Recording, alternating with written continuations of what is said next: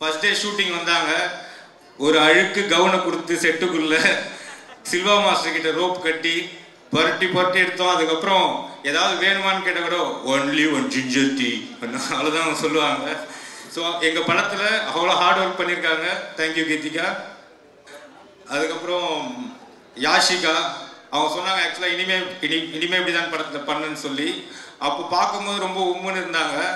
ஆனால் இப்போ ஜிம்முக்கெல்லாம் போய் செம்ம கும்முன்னு ஆயிட்டாங்க.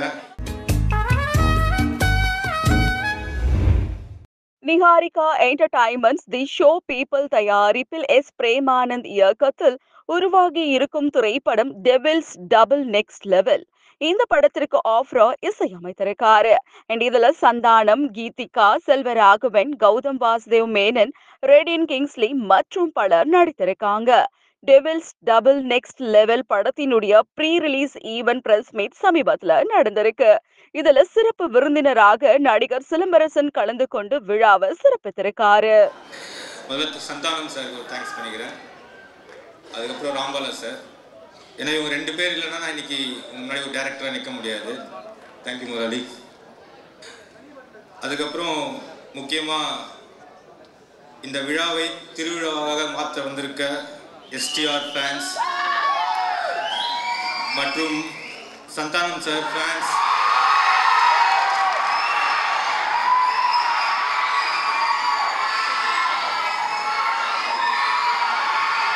உங்க எல்லாருக்கும் ரொம்ப நன்றி சொல்லிக்கிறேன்.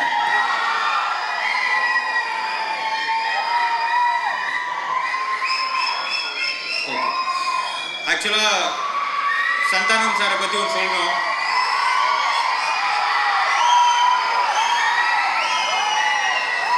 பேசிக்கலாம். சந்தானம் சார் பத்தி ஒன்று சொல்லணும்னா அவரோட நல்ல குணத்துக்கு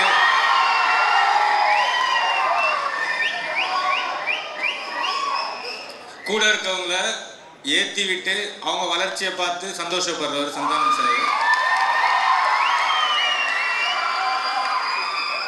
அவருக்கு ஒரு காட்ஃபாதர் இருக்காரு.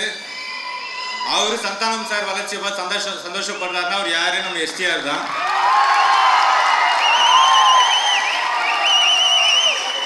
ஏன்னா லட்டுத்தின் ஆசையால இருந்து சார் ஸ்டார்ட் பண்ணது இன்னைக்கு இந்த படம் பண்ற வரைக்கும் கூடவே இருந்து சப்போர்ட்டா அவர் ஒரு காட்ஃபாதர் மாதிரி இருந்து இவ்வளோ ஃபங்க்ஷனுக்கு ஒரு வெயிட் பண்ணி நிற்கிறாருன்னா ரொம்ப ரொம்ப தேங்க்ஸ் சார்.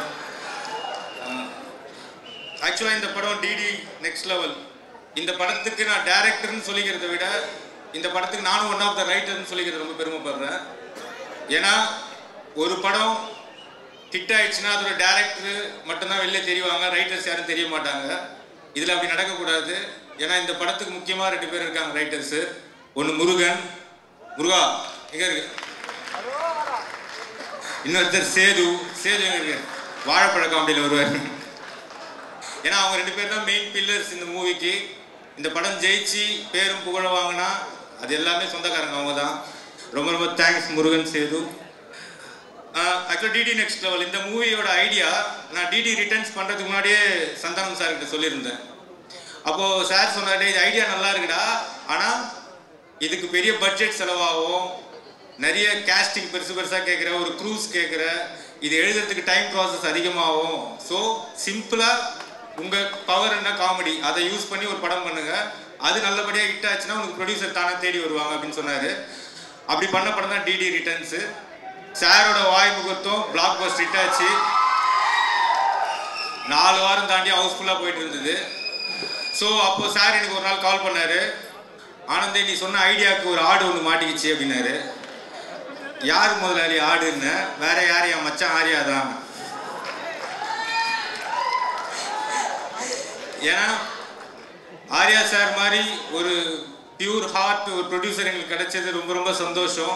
ஏன்னா எங்களுக்கு எல்லா ஃப்ரீடமும் கொடுத்தாரு. ஆக்சுவலாக ரைட்டிங்கில் கிரியேட்டிவ் சைடில் நீ ஒர்க் பண்ணுறது எவ்வளோ டைம் வேணால் எடுத்துக்கோ. அப்போ ரொம்ப சாஃப்டான ஆர்யா சாரை பார்த்தேன். ஆனால் இப்போ போஸ்ட் ப்ரொடக்ஷனில் அப்படியே டெரராக மாறிட்டாரு. ஆனால் திட்டினா கூட அவர் என்னை திட்டுறது கூட இப்போ அன்றைக்கி டெட்லைன் தாண்டி ஒரு பிரச்சனை போச்சு ஃபோன் பண்ணி திட்டுறாரு. அப்போ அவர் சொல்கிறாரு, டேய் அடுத்த படம் நீ ப்ரொடியூசரு நான் டேரக்டரு, அப்போ ஹாரா ப்ரொடியூசர் பண்ணுற கஷ்டத்தை அப்படின்னு. அவ்வளோ pure art. So Arya sir மாதிரியே இந்த மூவிக்கு ப்ரொடக்ஷன் சைடில் ஒரு பேக் போனாக இருக்கிறது கிஷோர் சார். ஸோ அவர்கிட்ட வந்து ஒரு விஷயம் சொல்லி அதை எக்ஸிக்யூட் பண்ணுறது ரொம்ப ரொம்ப கஷ்டம். ஏன்னா அவருக்கு எல்லா விஷயத்தையும் கிளாரிட்டி கேட்பாரு.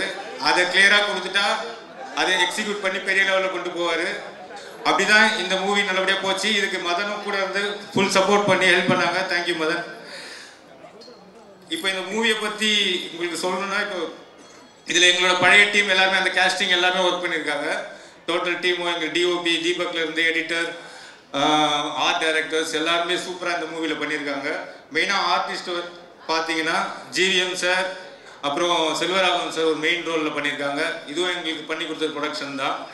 மெயினாக இப்போ நம்ம சாரை பற்றி சொல்லணும்னா, இதில் நீங்கள் ஓஜி சாண்டாவை கண்டிப்பாக பார்ப்பீங்க.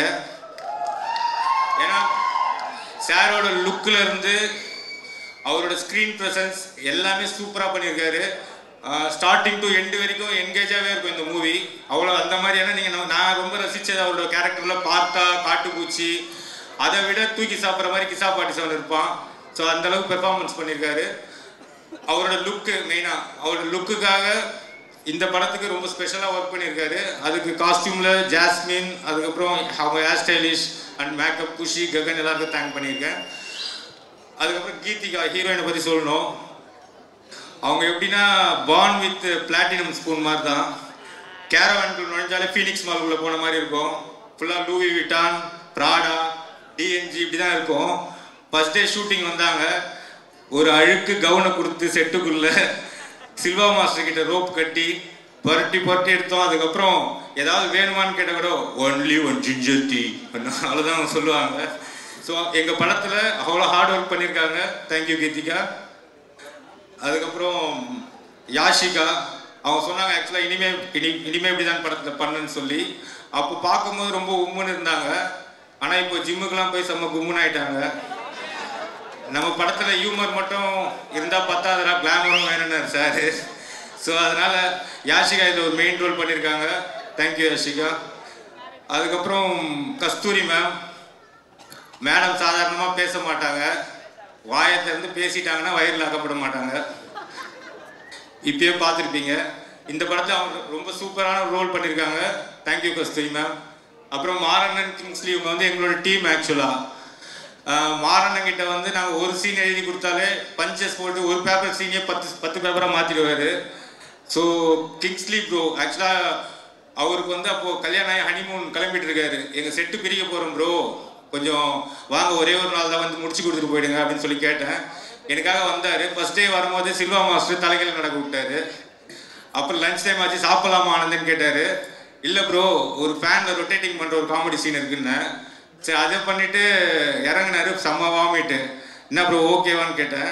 அப்போ சொன்னார், டேய் நான் ஹனிமூன் போயிருந்தா வீட்டில் வாந்தி எடுத்துருப்பாங்க, என்னை ஷூட்டிங் கூப்பிட்டு என்ன வாந்தி எனக்கு விட்டேடா அப்படின்னு. ஸோ இந்த மூவியில் ஒர்க் பண்ண இவங்க எல்லாருமே எவ்வளோ நாங்கள் கஷ்டங்கள் கொடுத்தாலும் பயங்கரமாக அதை அனுபவித்து இந்த காமெடி எப்படியா ஒர்க் ஆகணுன்றது பண்ணுறவங்க தான். மெயினாக நம்ம நிழல் ரவி சாரை பற்றி சொல்லணும். இப்போ இவங்க எல்லாமே எங்கள் டீம்மு. எப்படி ராஜஸ்தான் ராயலில் வந்து ஒரு புது பிளேயர் எடுத்தாங்களோ அது மாதிரி நாங்கள் அவர் இந்த படத்தில் எடுத்திருக்கோம். ஸோ செம்ம பெர்ஃபார்மன்ஸ் பண்ணியிருக்காரு. பார்த்தீங்கன்னா எல்லாரும் என்ஜாய் பண்ணுவீங்க. ஃபைனலாக இப்போது இந்த படத்தை பற்றி மெயினாக உங்களுக்கு சொல்ல வேண்டியது என்னென்னா, இந்த படத்தில் வந்து ஒரு ஜானர் இருக்காது, ஒரு மல்டி ஜானர் மூவியாக இது இருக்கும். எல்லாரும் பார்த்து ரசிக்கிற மாதிரி, அதாவது வீட்டில் ஃபேமிலி ஆடியன்ஸ்லேருந்து இன்றைக்கி இருக்க ஜென்சிஸ்லேருந்து நம்ம வீட்டில் குழந்தைங்க வரைக்கும் எல்லாருமே பார்த்து ரசிக்கிற ஒரு மூவியாக இது கண்டிப்பாக இருக்கும். ஒரு விஷயம் என்னென்னா, மனுஷங்களுக்கு வந்து இந்த லவ், ஃபீலிங்ஸு, அதுக்கப்புறம் எமோஷன் இதெல்லாம் ஹார்ட் சம்மந்தப்பட்டது. ஸ்ட்ரெஸ்ஸு, டிப்ரெஷன், ஆங்ஸைட்டி இதெல்லாம் வந்து மைண்டு சம்மந்தப்பட்டது, மூளை சம்மந்தப்பட்டது. ஹார்ட் டச்சிங் பண்ணி படம் கொடுக்குறவங்க நிறைய பேர் இருக்காங்க. பட் ஸ்ட்ரெஸ் பஸ்டர் மூவி கொடுக்கறது சந்தானம் சார் ஒருத்தர் தான் இருக்காரு. ஸோ இந்த படம் கண்டிப்பாக வந்து பார்க்குற எல்லாருக்கும் என்ஜாய் பண்ணுற மாதிரி இருக்கும். நம்பி வாங்க, சிரிச்சிட்டு போங்க. தேங்க்யூ.